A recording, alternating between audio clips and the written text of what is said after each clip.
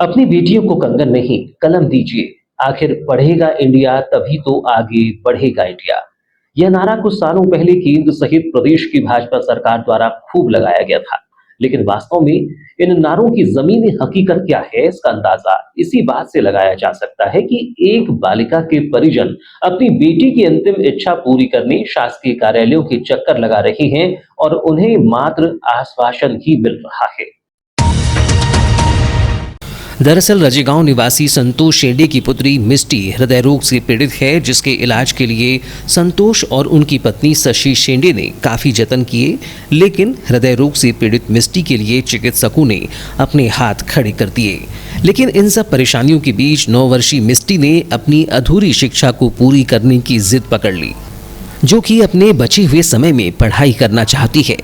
अपनी पुत्री की अंतिम इच्छा समझते हुए मिष्टी के पिता और माता ने शासकीय स्कूल में मिष्टी का दाखिला कराने की कोशिश की, लेकिन शिक्षा की गारंटी देने वाले शासकीय स्कूल ने ही बालिका को एडमिशन देने से मना कर दिया।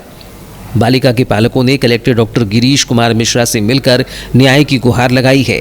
मिष्टी की माता शशि शेंडे ने बताया कि उसकी बेटी मिष्टी की उम्र करीब 9 वर्ष है, लेकिन हृदय रोग की बीमारी के चलते उसका सामान्य बच्चों की तरह शारीरिक विकास नहीं हो पाया है और अब वह आंगनबाड़ी की शिक्षा प्राप्त करने के बाद स्कूली शिक्षा प्राप्त करने की चाहत रखती है, जिसके चलते उसे रजेगांव के सीएम राइज स्कूल में एडमिशन के लिए लेकर गए तो यहाँ के स्कूल प्रबंधन ने उसका एडमिशन लेने से ये कहकर मना कर दिया कि उसकी उम्र अधिक हो गई है, इसलिए उसका एडमिशन नहीं हो पाएगा।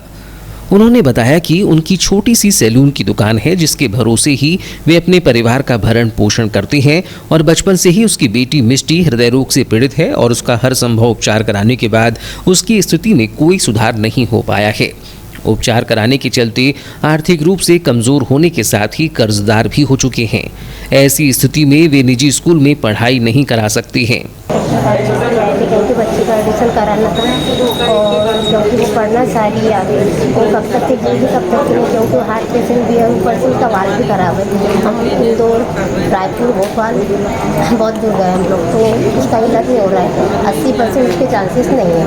20% में हम कब हम बोले कि उसका एडमिशन करा देते हैं, तो हम सीएम राइज गए, वहाँ बोले सर ने कि 9 साल की हो गई है तो मेडिसिन नहीं ले रहे। तो फिर हमको बोले किसी ने हमको सलाह दी कि कलेक्टर ऑफिस जाओ, वहाँ से कुछ हो जाएगा।